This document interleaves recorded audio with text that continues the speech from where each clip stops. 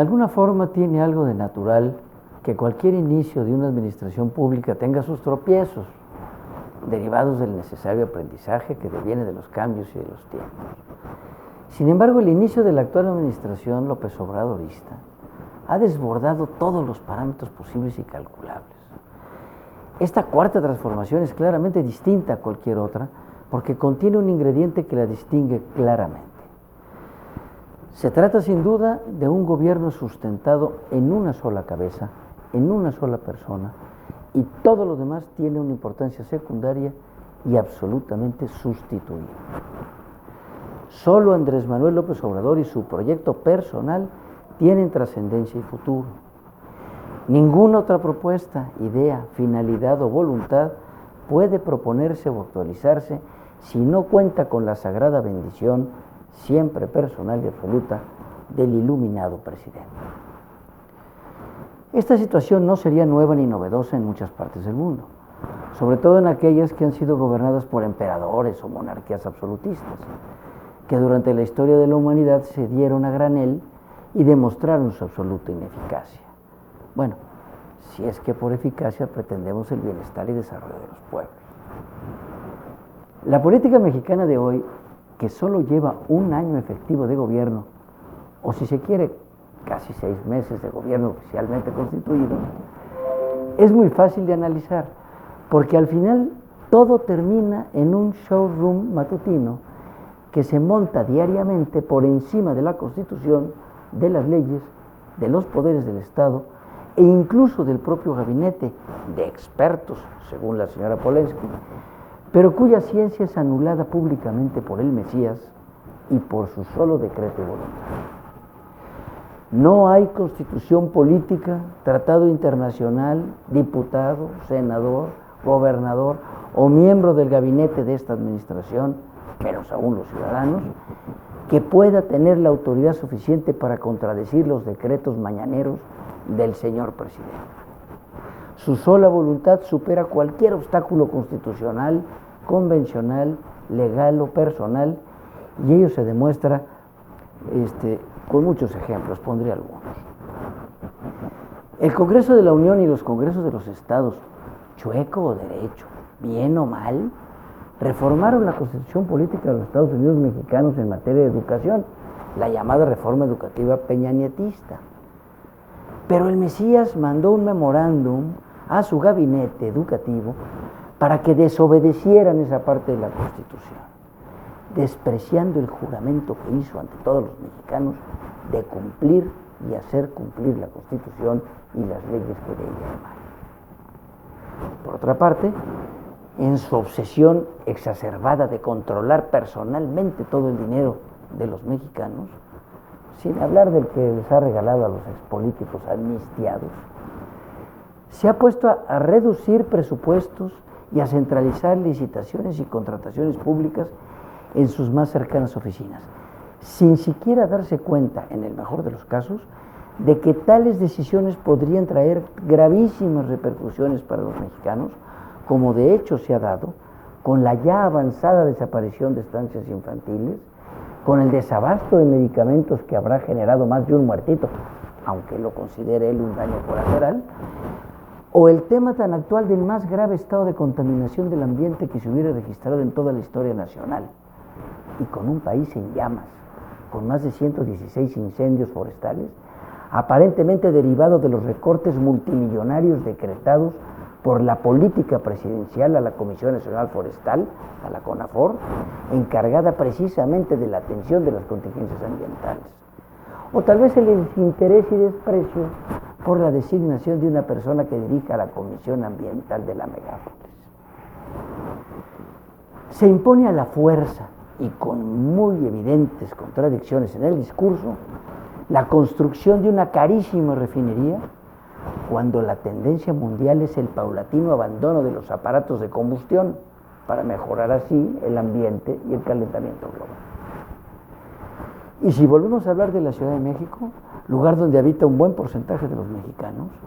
ante la peor contingencia ambiental de su historia,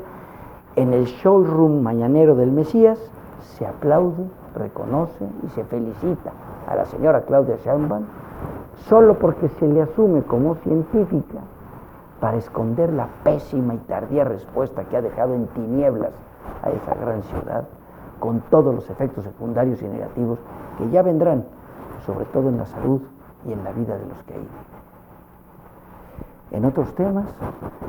resulta que las calificadoras internacionales que en otro tiempo le sirvieron a López Obrador para poner en su lugar en materia económica a exgobernantes, miembros de la hoy ya amiga mafia del poder, como Fitch Ratings o Standard & Poor's u otras, sumado a las detalladas contraposiciones de los empresarios mexicanos no concentrados con el iluminado, la inmensa salida de capitales del país, e incluso aún con la opinión emitida en contra por los expertos, según Polensky, de su propio gabinete presidencial, don Andrés Manuel López Obrador ha manifestado que su Plan Nacional de Desarrollo 2019-2024 contendrá en forma indiscutible e inapelable que la economía mexicana presentará un crecimiento del 6%, con un promedio sexenal del 4%, y que la expectativa del Producto Interno Bruto, el PIB, para este año de 2019 es del 1.6%. Que ningún mexicano estará condenado al desempleo, al subempleo o a la informalidad, y ello gracias a los programas de creación de empleos y becas para jóvenes que dice haber implementado ya. Ordenará que los salarios proyectados para el último año de su mandato se recuperen efectivamente en al menos un 20% de su poder adquisitivo, y que por ende los programas sociales que se implementarán erradicarán la pobreza extrema en el país y la autosuficiencia alimentaria, particularmente en lo referente al maíz y frijol, alcance los niveles de cobertura interna en 2021, y que en el 2024 también lo hagan el arroz, la carne de cerdo, aves y huevos. Será decretado que la balanza comercial para el sector agropecuario será positiva, que la inmigración de nacionales a los Estados Unidos habrá cesado y que la delincuencia dejará de existir, excepto en casos aislados, al igual que la corrupción en el gobierno, que habrá desaparecido. Vaya un plan de desarrollo. Solo le falta decretar la creación de la NASA mexicana para la creación de una colonia en Saturno. Solo que para que todos estos decretos presidenciales pasen de ser ocurrencias a realidades, tendríamos que comenzar a ver algunos indicios que nos dejaran ver algo de ese cielo prometido.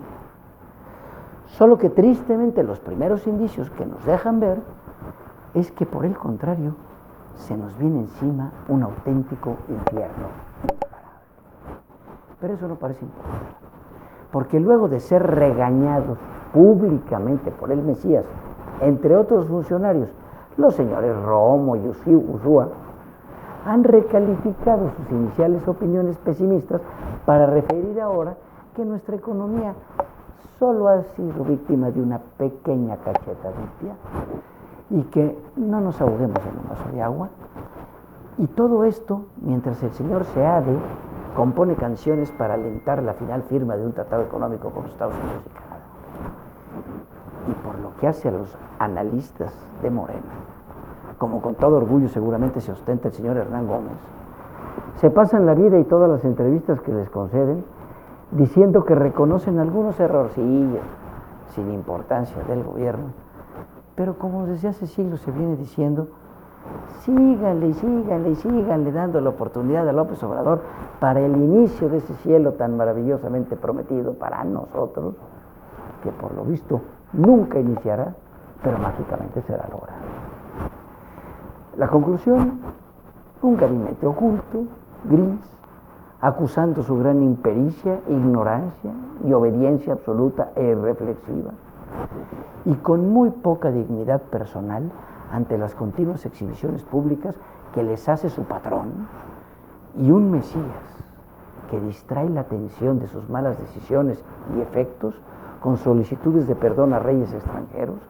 que no nos sirven para nada, mientras que los diputados de Morena se ganan el sueldo presentando iniciativas para que las cervezas se vendan calientes. Ese es el camino al cielo decretado. Hasta la próxima.